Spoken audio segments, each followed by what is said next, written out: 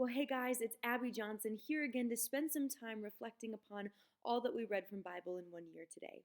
I'd love for us to gain some better understanding and application of all that we read in First Chronicles chapter 18. And now in this chapter, we see the chronicler writing down for our remembrance all of David's victories, which of course are many in number.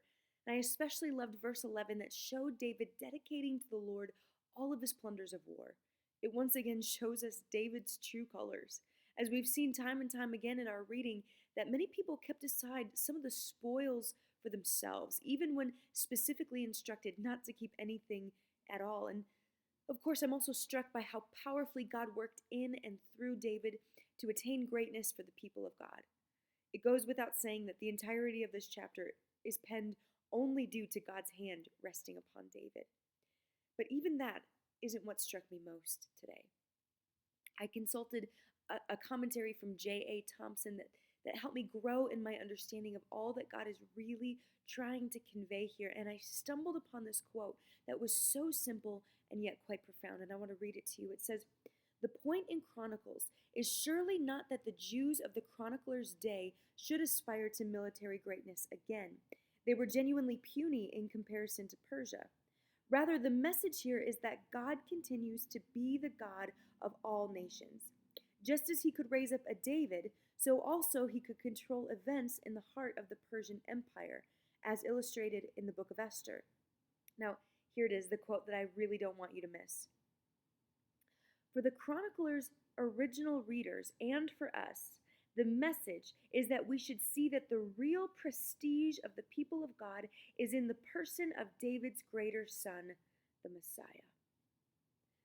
Now, I know that there's a lot of scholarly jargon going on in that quote, but here's what we can't miss.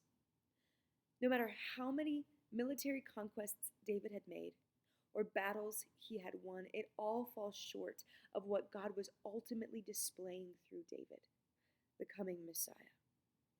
Remember, from Genesis to Revelation, God is only ever demonstrating his ultimate plan of salvation for you and for I.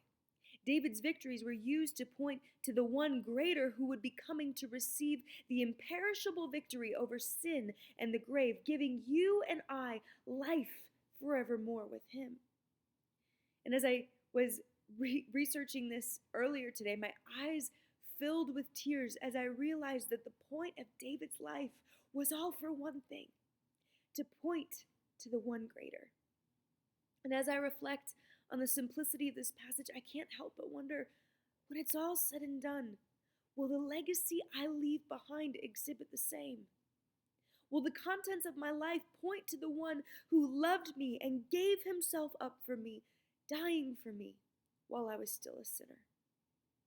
So today, my simple application to this profound passage is to examine the way I'm living. Is it for God's praise and God's place? Do I go about my life believing that this is not my home? This is not my final destination? Do I prioritize eternity's outcome more than today's day-to-day existence? I pray that each of us solemnly allow the Holy Spirit to do a deep work in our hearts today, remembering that the greatest legacy we could leave is a life of love for him and for others. Thank you so much for being with me today. I look forward to next time.